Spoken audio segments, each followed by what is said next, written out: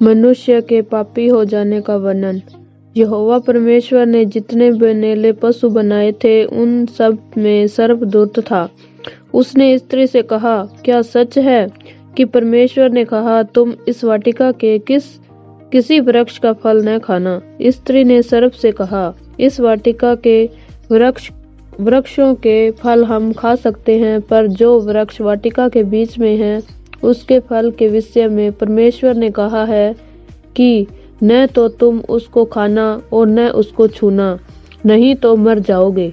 तब सर्प ने स्त्री से कहा, तुम निश्चय न मरोगे, वरन परमेश्वर आप जानता है कि जिस दिन तुम उसका फल खाओगे उसी दिन तुम्हारी आंखें खुल जाएगी और तुम भले बुरे का ज्ञान पाकर परमेश्वर के तुल्य हो जाओगे।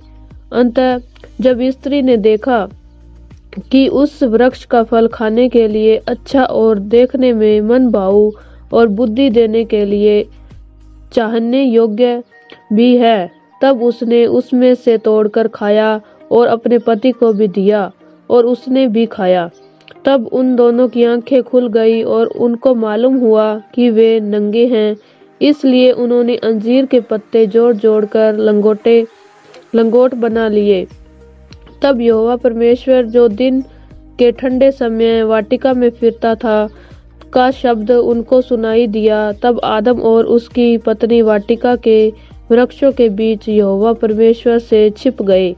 तब यहोवा परमेश्वर ने पुकार कर आदम से कहा, तू कहाँ है? उसने कहा, मैं तेरा शब्द बारी में सुनकर डर गया, क्योंकि मैं नंगा था इसलिए छिप गया।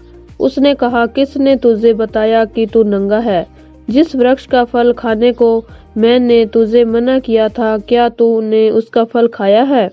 आदम ने कहा, जिस स्त्री को तूने मेरे संग रहने को दिया है उसी ने उस वृक्ष का फल मुझे दिया और मैंने खाया।